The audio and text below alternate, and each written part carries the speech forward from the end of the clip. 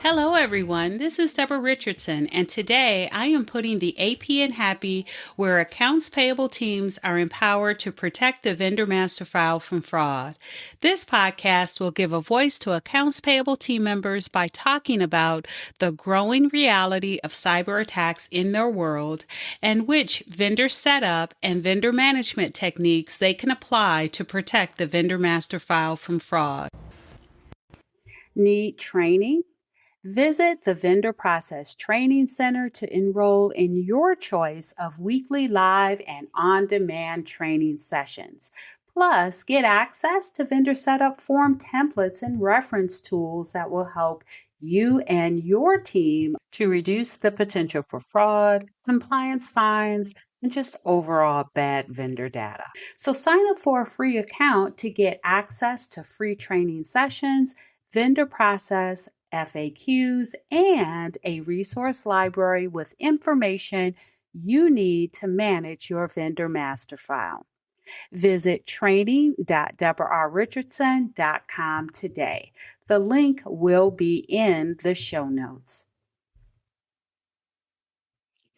My guest is Jason Dinesen, and he and I discuss the IRS draft version of the Form W9 with a revision date of January 2026. We address questions such as, will it really be published in January? What you should do before it's published and what you should do after, including why this revision may require action for the vendor team that was not required with recent revisions. Keep listening.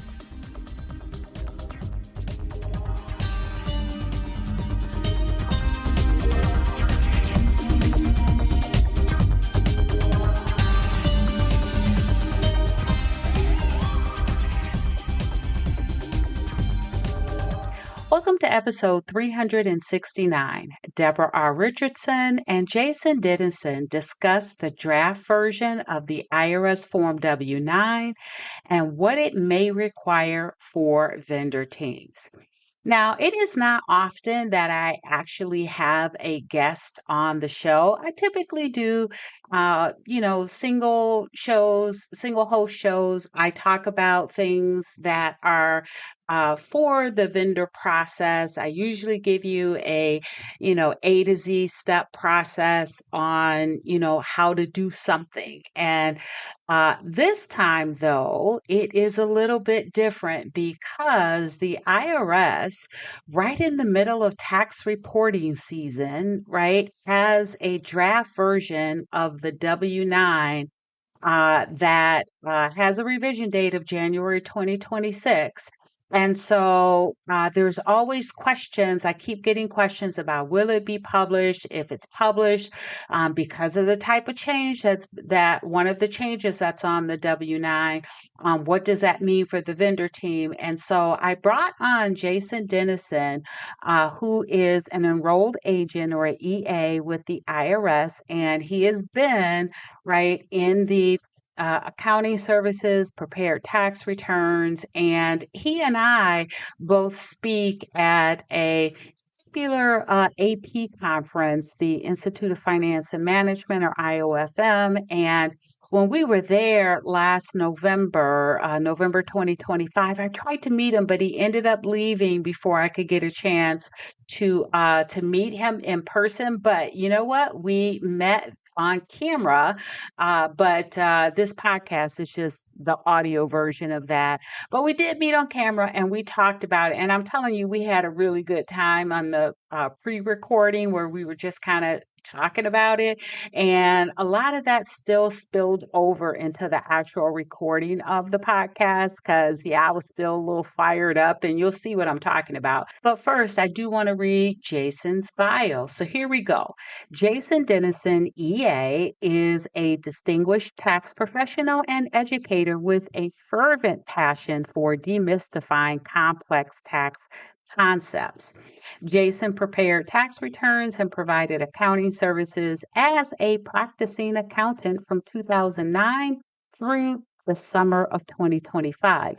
He's also the founder of Dinesen Media Ventures, which provides a diverse range of media content ranging from continuing education programs for accountants and tax professionals to podcast production to radio and journalism content. Recognized for his sharp tax interpretations, Jason is renowned for promptly analyzing the latest tax updates and IRS guidance, sharing his insights with the professional community. Over his career, he has educated more than 200,000 accounting, tax, and HR professionals on various topics. Form 1099 was the very first thing he ever taught on April 26, 2012, at a Sheraton hotel next to a Lowe's in Iowa. He is IOFM's go to person for anything related to 1099s and information reporting. And I will put a link to his YouTube channel that he calls Accounting in the Wild. And that's also where you can see the video version of our interview. So, with that, I am just going to add here our recording of the podcast, and I hope you enjoy it just as much as we did. All right. Well, this time around, we want to talk about the proposed W-9 that the IRS has come out with in draft format. And I checked just a little bit ago. It's still in draft format, and March of 2024 is still the version that you should use as of the recording of this podcast. But it's more significant than you might think, this proposed change in the draft. So I can explain it in about maybe 30 seconds or so, maybe even less than that. The change is anyone who marks individual sole proprietor on the W-9 would have to give a social security number and not an EIN. That is like the 10-second elevator pitch version of what this proposed change is. So, Debra, my question for you is, when you hear me say that, what goes through your mind? So, first of all, I actually like the fact that they are very clear about that in this new version, and it's clear. And so that part is good. But my thing is, that would have been an easy thing to add to the March 2024 version. So we would not have to have yet another version, like less than 2 years or 18 months, however long, whenever it finally gets published, right? And if you look at the description of, or in the instructions for the W-9, how it tells the vendor how to submit or how to fill out the W-9. And if you look at the March 2020 version language, it tells them that they can either use their social security number or their EIN, but the IRS prefers that they submit their social security number. But if you look at the language for the newest draft version, it tells them to submit or to enter in their social security number. That would have been so easy to add to the March 2024 version, right? So not quite sure why they didn't do that, but I like the fact that it's clear. We'll go with that. That's true. And without getting us too deep in the weeds and leading us astray too much, the reason for this, I think, of course, the IRS hasn't said anything about any of this, but I think that it's single member LLCs are the driving force behind this, because single member LLCs a lot of times are taxed as sole proprietors.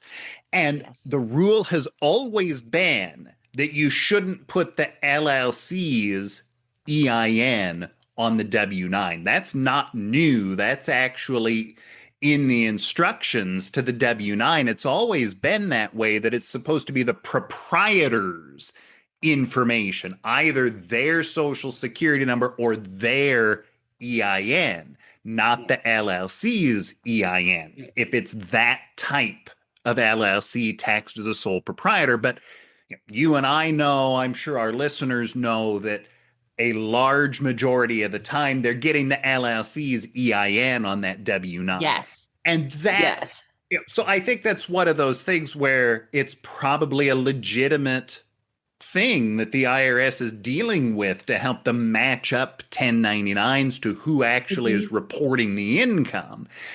The problem is going to be, how is this going to work in the real world? And I think maybe that leads to our next question, Debra, of what do you think an AP department should be doing now to prepare for the possibility of this? This is just a draft, so it's not in action yet. But what are some things people should be doing to get ready for this? So I would say the first thing is to just not panic, right? Because this podcast is going to be published when everyone's coming back from nice holidays, right? Had maybe a couple weeks off, or you didn't work full weeks for the past couple of weeks, so it's been kind of light. And so coming back, you're going to be hit with all these things, especially, right, the 1099, 1042, right, tax reporting season.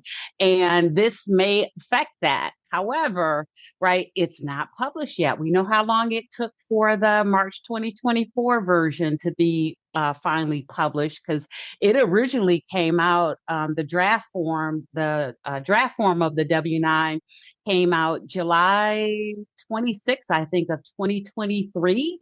And it was not published until March 2024, well after the tax season. Thank you, IRS, for that. So we don't know that it's going to be published in January.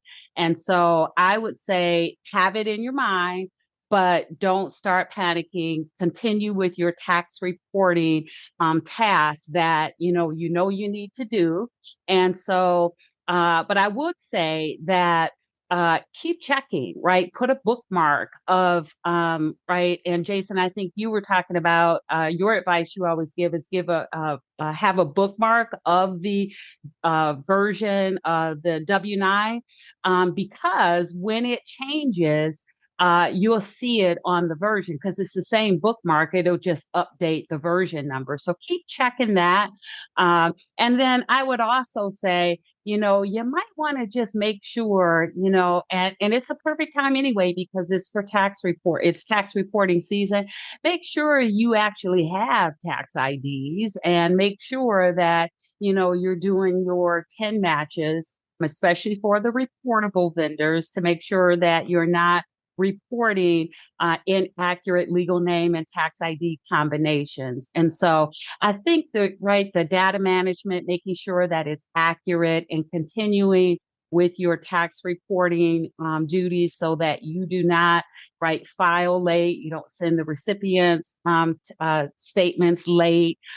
Concentrate on that, because I will tell you, the biggest question I get is, will the IRS issue, right, or publish the new version of the W-9 in January? And not only do I not know, but I don't think the IRS actually knows either. So continue with your normal tax reporting tasks when you come back in January, but keep it in the back of your mind. Get that bookmark, keep checking every day so that you know when the new version actually is published. And that kind of leads into our next thing that we want to talk about, is a few things that I would say, and then I'll lead into the question, which is, Yeah. so the thing that I would say is, bookmark, like you say, because you remember, and I remember that the IRS said nothing about the March of 2024 update. They just put it out there. And so, in fact, the IRS has a W-9 page on their website. The W-9 is a popular thing. So they have a Yeah. page, and there's a section that says recent developments or something like that. And it's always said no recent updates. Even in March and April of 2024, they just quietly put the new PDF out there. So that's why we say bookmark the PDF. It's a link to the PDF, and pull it up every now and then. And look in the upper left-hand corner. If it says March 2024, well, then nothing has changed. That's our current version. If it says something other than that, then that's your clue of, hey, they did this. So that's one thing. The second thing is, when do you implement this?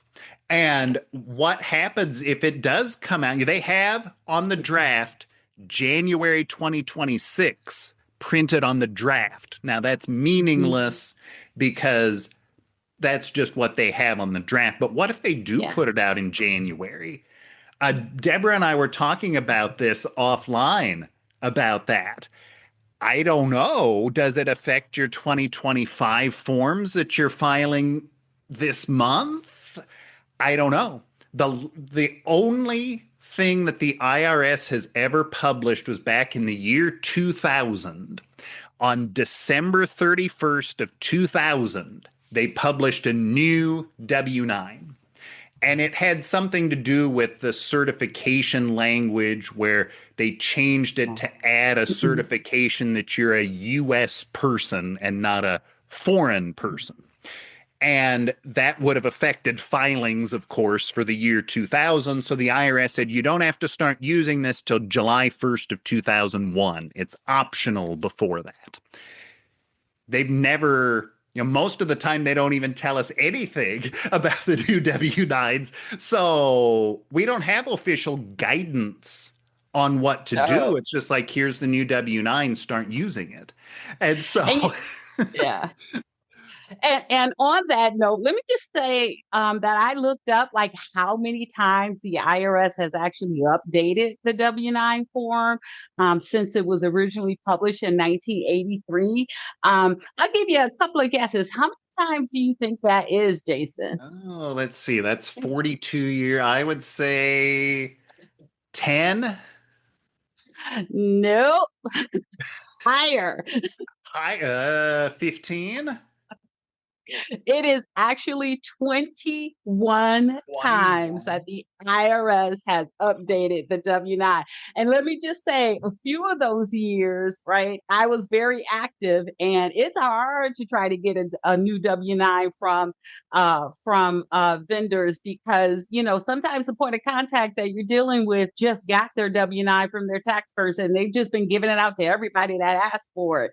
And especially if the information hasn't changed, you're like, why can't I just give you this? Because they don't want to go back and go get another one. It'll take too long. So, that many changes. And it's not like the W-8 where they usually give like is it a 6-month grace period? There's like no grace period with the W-9. So every time it changes, it does cause friction in the vendor setup and maintenance space, right? Whoever's doing that, because now you have to audit, you have to, when it comes out, collect that new W-9. So I just wanted to put my little 2 cents out there with like how many times they've changed it, because every time they change it, it requires, right, the collection of that new form.